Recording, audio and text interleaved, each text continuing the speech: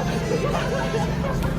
メリカからボロを買ってきたんです。それで日本で乗れるように6年かかった。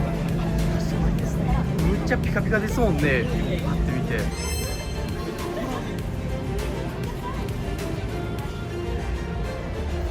すごいですね。